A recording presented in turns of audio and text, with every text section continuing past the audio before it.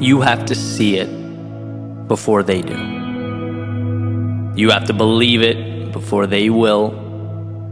You have to be the architect of your plans and your goals because no one will build them for you. And that's just it. In a world where victimhood is becoming currency and blame is becoming the norm, we have a choice. Create a temporary, fleeting escape, or create a life that matters. You know how much easier it is to project out at the world? To never have to look in the mirror and address the things you could be doing better? You know how much easier it is to hate him or her or them over there?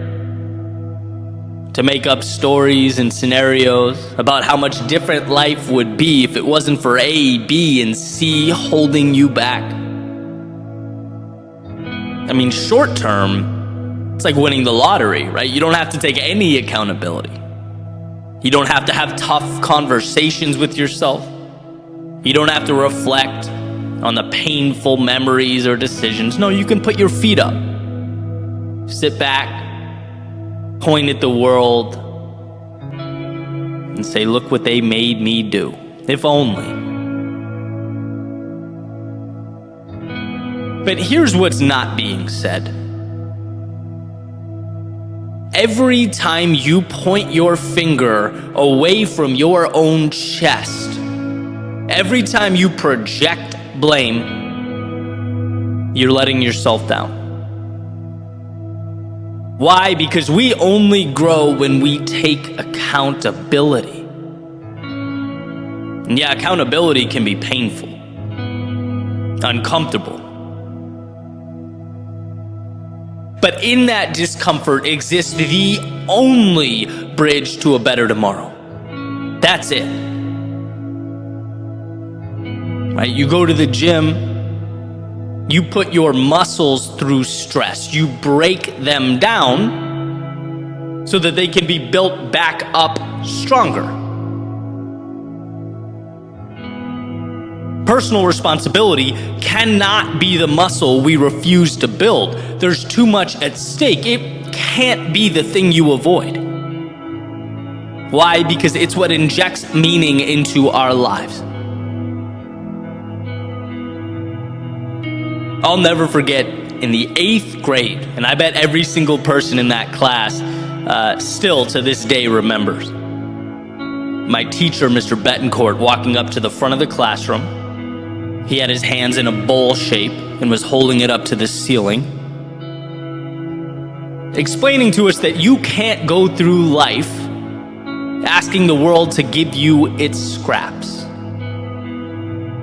That if you sit and you wait and you hope and you blame, you will lose. That's the recipe for bitterness and resentment. Think of it like a fork in the road, right, where our two options are vastly different. You go left at the fork, and you enter a world of escapism, refusing to confront your problems, finding reasons you can't do that which you know you need to do, hating others, those who have built, grown, or created themselves. Or you go right at the fork. You learn to do the hard thing, to humble yourself, to take control of your life and your world. When things aren't the way you want them to be, you look around and you immediately ask, things outside of my control may have brought me here, but what can I do to fix it?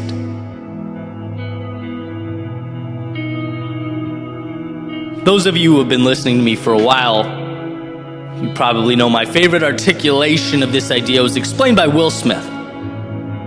Basically, he said, look, you can't control where you start. And how true that is, right? Life's not fair. Some people are born into more resources and opportunity. Some people find themselves in social situations that aren't ideal, and that list can go on and on and on, right? Human beings are all different, so there will always be discrepancy. But, and this is Will Smith's point, where you go from here will always be your responsibility. What happens next is all you. You choose whether to complain, shake your fist at the sky, and blame the world around you, or pick the pieces up and move forward. And like I said a minute ago, don't be fooled by the temptation to latch on to that fleeting moment of relief, of running from accountability. The only way to win in the long run is to face your demons.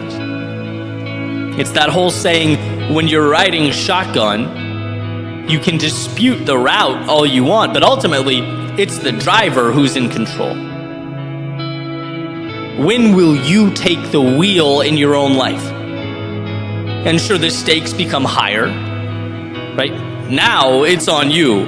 Now you can get lost. Now you're responsible for the maintenance. Now, if you don't end up at the right place, or I don't know, you're late to a destination, it's your fault. But now, you can also be the one overseeing the journey. Now it's yours, and that's power. And as our world becomes more and more one of escapism, it's becoming more prevalent, easier to avoid or not fix something, but tweet about it. How easy it is to not confront our problems, but rather open Instagram, Facebook, TikTok, and mindlessly scroll. How easy it is to leave that message unread and go about our lives, because that's easier than saying what needs to be said. Strength is being the one amidst all this escapism and avoidance to confront what must be confronted. Whether it's an interaction with someone else or that hard conversation with yourself, a personal change that must take place. Life is such a gift, it's such an opportunity. But we have to move through it with our eyes open. We have to see things that matter and gravitate towards truths that will shape us. Like Mr. B said over 20 years ago now, we can't ever fall into the mentality of holding our hands up to the sky and asking life to give us anything. We can't only point at ourselves when things go the way we want them to go.